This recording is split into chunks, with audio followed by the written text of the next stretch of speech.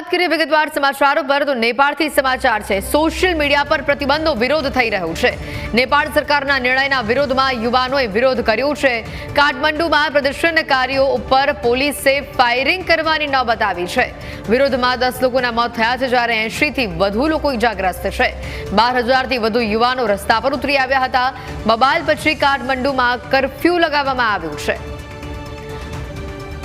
અને આ અંગે વધુ માહિતી મેળવીશું। ફોન લાઈન પર સંવાદદાતા જય જોડાયા છે। જય, જે રીતે કાઠમંડુમાં વિરોધ થઈ રહ્યો છે, નેપાળ સરકારે જે નિયમ બહાર પાડ્યો હતો, ઘણી બધી સોશિયલ મીડિયા પ્લેટફોર્મને તેઓએ બેન કરી નાખી હતી, અને હવે આ પ્રસ્તાવનો ત્યાંની જ જનતા, ત્યાંના જ નાગરિકો, ત્યાંના જ યુવાનો વિરોધ કરી રહ્યા છે।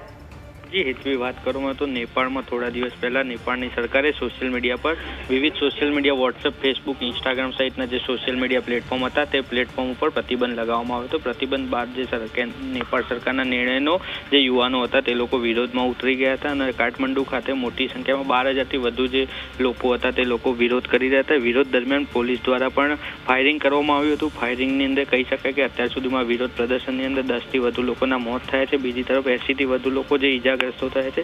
ઇજાગ્રસ્તોની અંદર અત્યારે હોસ્પિટલની અંદર સારવાર હેઠળ ખસેડવામાં આવે છે। ત્યારે કહી શકાય કે બબાલ બાદ સમગ્ર કાઠમંડુની અંદર કર્ફ્યુ લગાવવામાં આવ્યો છે। સાથે સાથે કહી શકાય કે જે મોટી સંખ્યામાં જે યુવાનો હતા તે લોકો વિરોધ કરી રહ્યા હતા। વિરોધની અંદર તોડફોડ પણ કરવામાં આવી હતી। સાથે સાથે બેરિકેડો જે પોલીસ દ્વારા લગાવવામાં આવ્યા હતા તેને પણ નુકસાન પહોંચાડવામાં આવ્યું હતું। સાથે સાથે કહી શકાય જે સરકારી ઇમારતો હતી તેને પણ નુકસાન પહોંચાડવામાં આવ્યું હતું। બીજી તરફ કહી શકાય કે જે આ લોકો જે વિરોધ પ્રદર્શનકારીઓ હતા તે લોકો નેપાળની સંસદમાં પણ ઘૂસી ગયા હતા, સંસદમાં પણ તોડફોડ કરી હતી।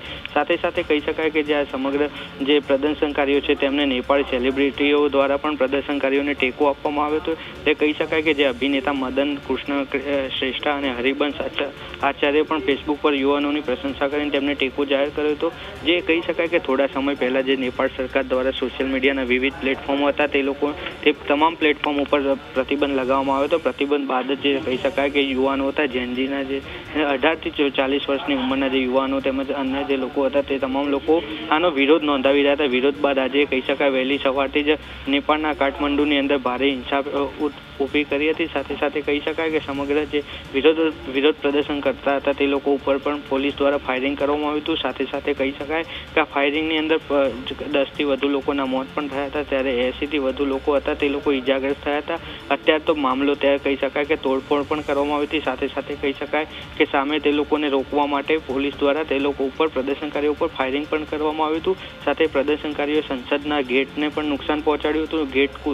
ગેટને તોડીને તે લોકો અંદર પ્રવેશ કર્યો હતો, અને સાથે સાથે કહી શકાય સંસદની અંદર પણ મોટું તોડફોડ કરીને નુકસાન પહોંચાડ્યું હતું। જી બિલકુલ જય, આભાર માહિતી બદલ।